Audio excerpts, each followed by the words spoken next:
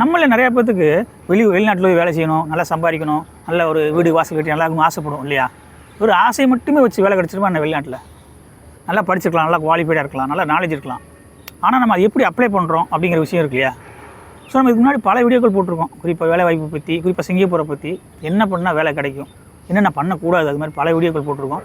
நிறைய பேர் அது கமெண்ட்டும் பண்ணுறீங்க, நிறைய கேள்வி கேட்குறீங்க. என்னால் முடிஞ்ச அளவுக்கு நானும் பதிலும் போடுறேன், நமக்கு தெரிஞ்ச அளவுக்கு பதிலும் போட்டுரு எல்லாமேவும். ஆனால் நிறைய பேர் என்ன பண்ணுறீங்க அப்படின்னா, உங்களோட ஒட்டுமொத்த டாக்குமெண்ட் எனக்கு அனுப்பிச்சி விட்றீங்க. ஒருத்தர்லாம் 10th certificate, +2 certificate, degree, voter ID, passport எல்லாத்தையும் மொத்தமாக அனுப்பிச்சி விட்டு எனக்கு வேலை இருந்தால் பாருங்கன்னு சொல்கிறாங்க, கேட்குறாங்க. கண்டிப்பாக சொல்கிறேன், என்னால் வேலை யாருக்கும் வாங்கி தர முடியாது. நான் வந்து ஒரு ஏஜென்சியோ இல்லை நான் ஏஜென்ட்டோ கிடையாது. வெளிநாட்டிலேருந்து நம்ம ஊர்லேருந்து வர்றீங்க அப்படின்னா பல லட்சக்கான பேர் பல லட்சங்களை செலவு பண்ணி வர்றீங்க. ஸோ உங்களுக்கு ஒரு விழிப்புணர்வாக இருக்கட்டும் அப்படின்றக்காக போடுறேன்னு தவிர என்னால் யாருக்கு வேலை வாங்கி தர முடியாது. என்னால் என்ன பண்ண முடியும் அப்படின்னா, நீங்கள் ஒரு வேலை அப்ளை பண்ணுறீங்க அப்படின்னா ஒரு சிலர் வந்து ஏஜென்ட் ஏமாற்றுவாங்க இல்லையா? இது வந்து உண்மை ஏமாற்றுவாங்க. அப்படி இருக்கும் பட்சத்தில் நீங்கள் அப்ளை பண்ண நம்பரை கொடுத்தீங்கன்னா இது அப்ளை பண்ணது உண்மையா பொய்யா அப்படின்னு கண்டுபிடிக்கலாம். இல்லை ஒரு பாஸ் அப்ளை பண்ணி எத்தனை நாள் இப்போ ரெனியூவல் ஆக வாய்ப்பு இருக்குது, எத்தனை நாள் அப்ரூவல் ஆக வாய்ப்பு இருக்குது, இது மாதிரி விஷயங்கள் சின்ன சின்ன சந்தேகங்களை என்னால் கிளியர் பண்ண முடியும். ஏன்னா ஒரு 8-9 வருஷமாக சிங்கப்பூர் இருக்குது அப்படின்ற முறையில் வேலை வாய்ப்பு எப்படி இருக்குது, என்னென்ன பண்ணி தான் வேலை எடுப்பாங்க அப்படின்லாம் இருக்கு இல்லையா? ஸோ இது மாதிரி சந்தேகங்கள் எல்லாம் கன்ஃபார்மாக கிளியர் பண்ண முடியும். ஸோ அதனால தான் டிஸ்கிரிப்ஷனில் என்னோட நம்பரையும் கொடுப்பேன். பொதுவாக யூடியூப்பில் வீடியோ போடுற யாருமே கான்டாக்ட் நம்பர் தரமாட்டாங்க. நான் ஏன் நம்பர் போட்டிருக்கேன் அப்படின்னா சின்ன சின்ன டவுட் என்னால் கிளியர் பண்ண முடியுன்றனால தான். ஸோ இந்த வீடியோ போடுறதுனால எனக்கு ₹1 எனக்கு லாபம் கிடையாது. ஒரு நல்லது செய்கிறோம் அப்படின்ற முறைக்காக மட்டும்தான் நான் செய்கிறேன், சரிங்களா? ஸோ உங்கள் ஒட்டுமொத்த டாக்குமெண்ட் எனக்கு அனுப்பாதீங்க, என்னால் வேலை வாங்கி தர முடியாது. சில டவுட்டுகளை என்னால் கிளியர் பண்ண முடியும். ஸோ 2026 சிங்கப்பூரில் என்னென்ன வேலைகள் அதிகமாக இருக்குது, என்ன பண்ணால் சீக்கிரம் வேலை கிடைக்கும் அப்படின்றத அந்த வீடியோ தெளிவாக பார்ப்போம் வாங்க.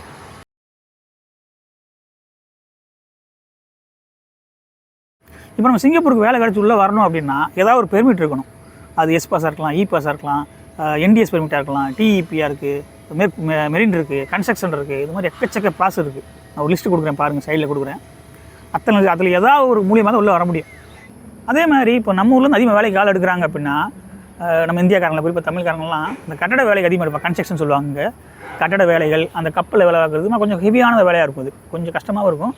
இது மாதிரி வேலைக்கு அதிகமாக எடுப்பாங்க. நம்ம இந்தியனாக இருக்கட்டும், பங்களாதேஷ்காரங்க கொஞ்சம் ஹெவியான ஒர்க் நம்ம நல்லா பார்ப்போம் அப்படின்றனால நம்மளை எடுப்பாங்க. அதே மாதிரி நிறைய பேர் இந்த டிரைவர் ஜாப் கேட்குறீங்க. அதாவது தெரிஞ்சுக்கிற வேண்டிய விஷயம் என்ன அப்படின்னா, நம்ம ஊரில் 10 வருஷம் வண்டி ஓட்டிருந்தா கூட நீங்கள் நம்ம ஊரில் லைட்டு பேச்சு ஹெவிலாம் சொல்லுவோம் இல்லையா? அங்கே அப்படி என்ன தான் ஓட்டி வச்சுருந்தா கூட இந்த ஊரை பொறுத்தளவுக்கு ஃப்ரெஷர் தான். ஃபஸ்ட்டு இந்த ஊர் லைசன்ஸ் வேணும், நம்ம இதை மாற்றணும். அது நிறைய ப்ரொசீஜர் இருக்குது. ஃபஸ்ட்டு ஒன்று தெரிஞ்சுக்க வேண்டிய விஷயம் என்ன அப்படின்னு, நீங்கள் ஃப்ரெஷராக வந்தோடனே வந்துட்டு உங்கள் டிரைவரை எடுக்கிறது ரொம்ப கம்மியாக இருக்கும். மேக்ஸிமம் எடுக்கிறது ரொம்ப குறைவு. ஏன்னா இங்கே புதுசாக ஒருத்தர் டிரைவருக்கு வேலைக்கு ஆள் எடுத்தாங்கன்னா இன்சூரன்ஸ் ரொம்ப அதிகமாக வரும். ஃபஸ்ட்டு இதே எக்ஸ்பீரியன்ஸ் இருக்கவங்களும் இன்சூரன்ஸ் கம்மி, புதுசாக எடுக்கிறவங்களும் இன்சூரன்ஸ் அதிகம். ஸோ கம்பெனியாக பே பண்ணணும். ஸோ அது எடுக்கிறது கொஞ்சம் கம்மியாக இருக்கும். அதே போல் இப்போ புதுசாக நீங்கள் வர்றீங்க அப்படின்னா சிங்கப்பூரோட ரூல்ஸ் அண்ட் ஏதாவது ரூட் மேப்பு தெரியாது, எங்கே எப்படி போகும் தெரியாது இல்லையா? இப்போ நம்ம ஊர்னா ஈஸியாக கண்டுபிடிச்சிடலாம்.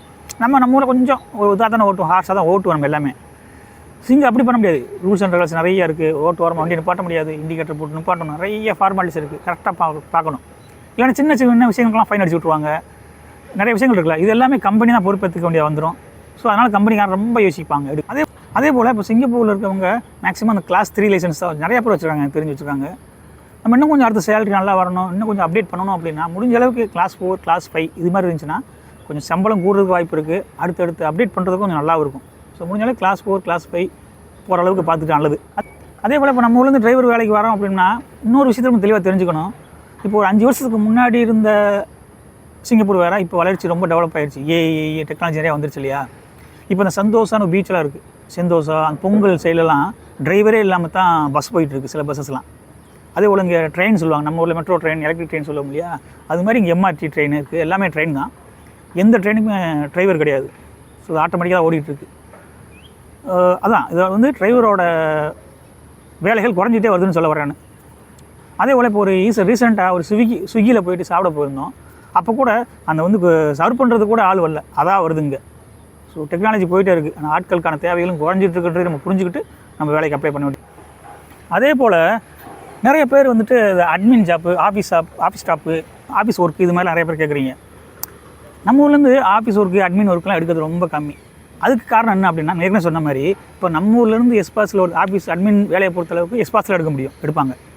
ஸோ நம்ம ஊர்லேருந்து ஒருத்தரை வேலைக்கு எடுக்கிறாங்க அப்படின்னா இங்கே சிங்கப்பூருக்காரங்களுக்கு 10 பேருக்கு வேலை, சிங்கப்பூர்காரங்களுக்கு 10 பேருக்கு வேலை தர வேண்டியிருக்கு. சரியா? அது ரொம்ப கஷ்டமான விஷயம். இதே இது பக்கத்தில் மலேசியா இருக்குது. மலேசியாக்காரங்க பொறுத்தளவுக்கு, மலேசியா பெர்மிட்டை பொறுத்தளவுக்கு அங்கேருந்து ஒருத்தர் ஒரு ஆள் வேலைக்கு எடுத்தாங்க அப்படின்னா சிங்கப்பூரில் 2 பேருக்கு வேலை கொடுத்தா போதும். ஸோ அதை அவங்க கம்பேர் பண்ணுவாங்களே, எது பெஸ்ட்டுன்னு பார்ப்பாங்க இல்லையா. ஸோ அதனால் இது மாதிரி ஆஃபீஸ் ஸ்டாப்பு, அட்மின் ஜாப்பு, அந்த ஆஃபீஸ்க்குள்ளே பார்க்குற வேலைகள்லாம் மேக்ஸிமம் மலேசியன் நிறையா கொடுக்கும். இன்னும் சிலர் வந்துட்டு ப்ரொஃபஷனல் ஜாப் எதிர்பார்ப்பாங்க. ப்ரொஃபஷனல் அப்படின்னா MBA இருக்கலாம், MCA, அது மாதிரி டபுள் டிகிரி PGலாம் சொல்லுவோம் இல்லையா, அது மாதிரி பண்ணியிருக்கும் போது ப்ரொஃபஷனல் ஜாப் எதிர்பார்க்குறாங்க. குறிப்பாக அந்த பேங்கிங் செக்டராக இருக்கட்டும், ஐடி ப்ரொஃபஷனலாக இருக்கட்டும், இது மாதிரி கேட்குறாங்க. அதாவது ஐடி ஜாப் வேணும் அப்படின்னா அதோட சேலரி ரொம்ப அதிகம். சிங்கப்பூர் டாலர் பொறுத்தளவுக்கு 6000 7,000 வரைக்கும் சம்பளம் கொடுக்க வேண்டியிருக்கு.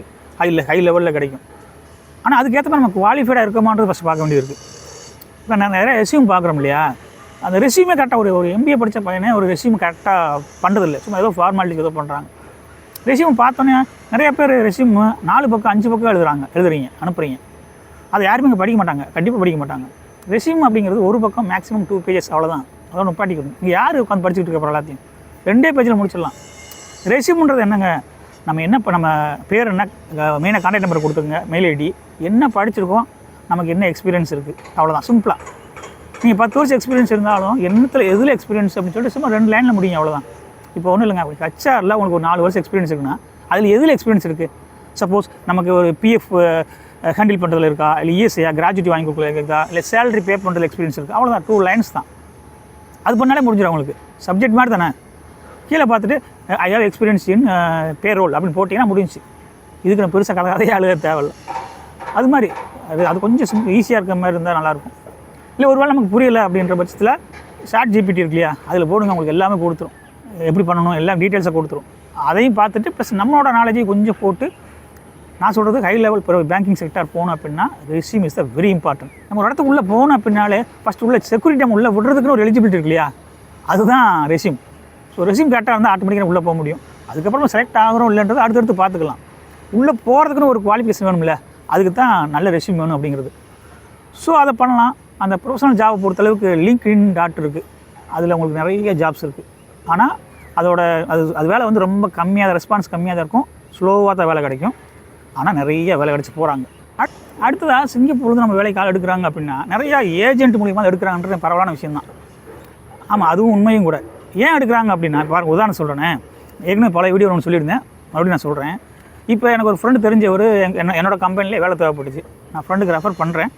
அவர் வந்து வேலை செய்கிறாரு. ஒரு 2-3 மாதம் வேலை பார்த்துட்டு எனக்கு வேலை பிடிக்கல அப்படின்ட்டாப்புல. இதே இது ஒரு ஏஜென்ட் மூலிமா வந்திருந்தால் ஒரு 4 லட்ச ரூபா செலவு பண்ணி வந்திருக்கணும். ஸோ நான் தெரிஞ்ச பையன், கஷ்டப்படுற ஃபேமிலி அப்படின்ற முறையில் நம்ம சேர்த்து விட்டோம், ஃப்ரீயாக, எந்த செலவுமே இல்லாது. ஒரு வேளை ஏஜென்ட் மூலிமா பணம் கட்டி வந்திருந்தானா அந்த பணம் போயிடுச்சு அப்படின்றதுக்காக கஷ்டப்பட்டு வேலை செஞ்சுருவாங்க.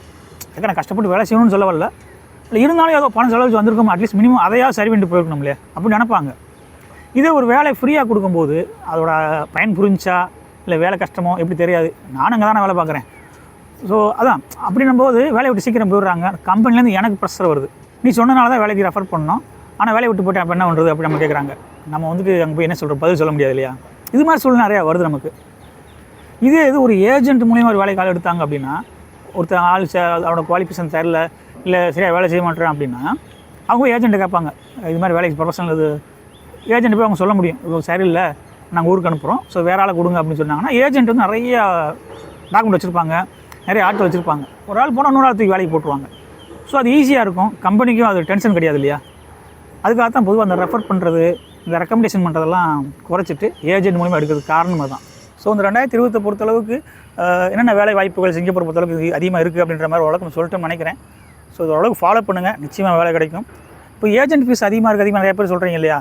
ஸோ நான் உங்களுக்கு சிங்கப்பூருக்கு வேலைக்கு அப்ளை பண்ணுறதுக்கு சில வெப்சைட்லாம் தர்றேன். ஸோ அந்த இதெல்லாம் ஃபாலோ பண்ணுங்கள், அதில் டெய்லி அப்டேட் பண்ணிகிட்டே இருங்க, கண்டிப்பாக உங்களுக்கு பதில் கிடைக்கும்.